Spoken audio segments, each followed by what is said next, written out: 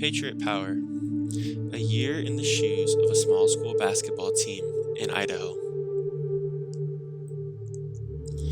This is Boise, Idaho, home of the Boise State Broncos, the Idaho Steelheads, and sister city to Nampa, Idaho, which houses the Idaho Horsemen, the only three major sports teams in the state of Idaho.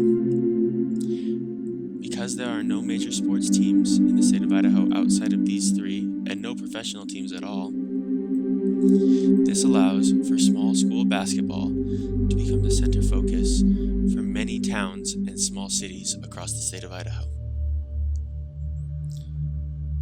This photo essay will examine one such small school that plays at one of the smallest classifications of high school sports in Idaho, 1A Division 1 division above the smallest.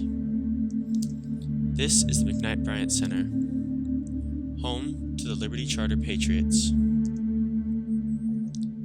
Founded just over 20 years ago, with an athletic program dating less than that, Liberty Charter has experienced enormous success both on and off the field in their short time. Although this has meant many district championships for both the boys and girls basketball teams, neither team has ever advanced to a state championship game nor won a state championship.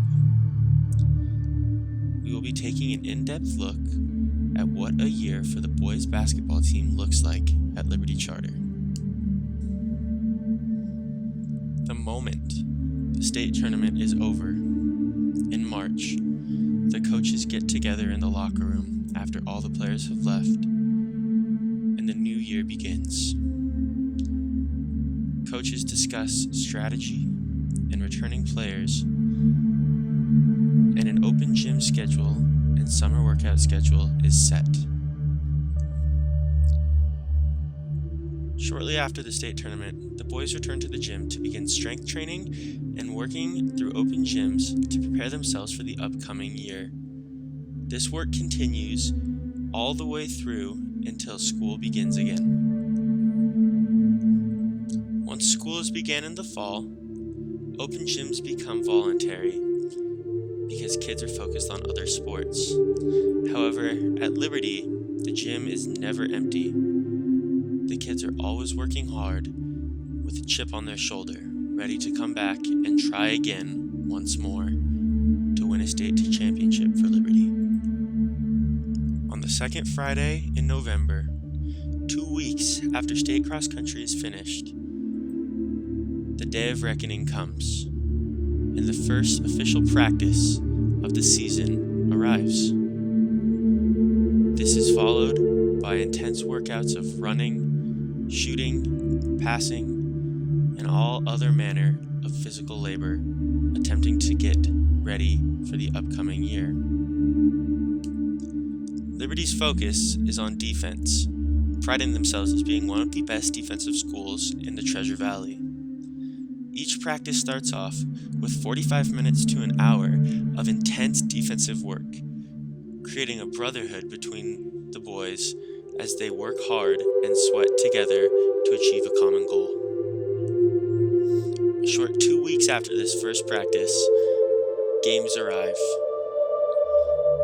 The boys always start every game with a huddle, yelling around themselves, attempting to get themselves ready for the game, and reminding everyone that, as they say, this is our house. Traditionally, the season begins with playing some schools that are slightly larger than them in the 2A classification.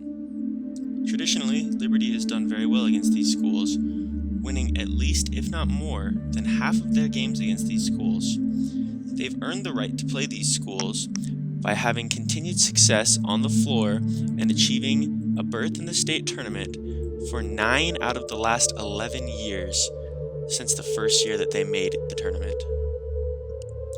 Around Christmas time, Liberty gets into conference play. They play their sister school, Victory Charter, at Northwest Nazarene University, a small college in the area. They also play teams the likes of Ambrose, their rival, as well as Notice, another rival, and Wilder, small schools from all around the valley that make up 1A Division I District 3. As the regular season draws to a close, the coaches find themselves in the film room more and more, along with the players, breaking down film of teams that they might face in the district and state tournaments, and preparing to execute their plans and win as many games as they can, going as far into March as possible.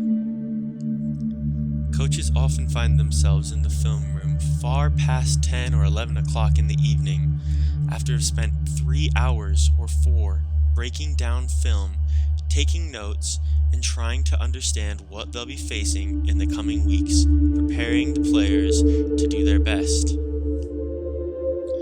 When it comes time for the district tournament, Liberty has traditionally fared very well.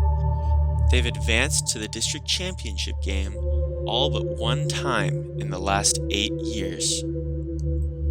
More often than not, they end up facing Ambrose, their biggest rival. The games are usually, if not always, heated, chippy, and high scoring. By this time in the season, both teams will have qualified for the state tournament, as District 3 has traditionally been awarded 3 berths into the tournament, meaning both teams in the district championship game, as well as the winner of the third place game, automatically are accepted to go and play in the state tournament held at Valley View High School every year on the first weekend of March. This is the ultimate goal for any high school basketball team and the climax of their season.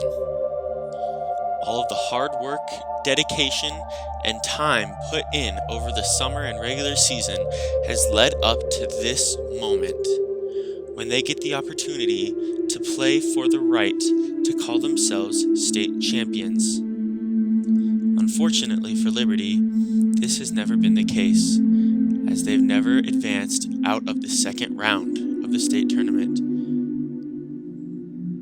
Although they have been able to play on Saturday a few times in the third place or consolation championships, they've never advanced to the Ford Idaho Center, the site of all 6 state championship games across the state of Idaho, and the greatest honor a high school basketball team can achieve. As soon as the season is over and the last shot has gone in, the coaches assemble in the locker room once again to start the journey all over and begin anew the quest to return to the state championships and hopefully qualify for the state championship game and obtain the ever-elusive state championship trophy.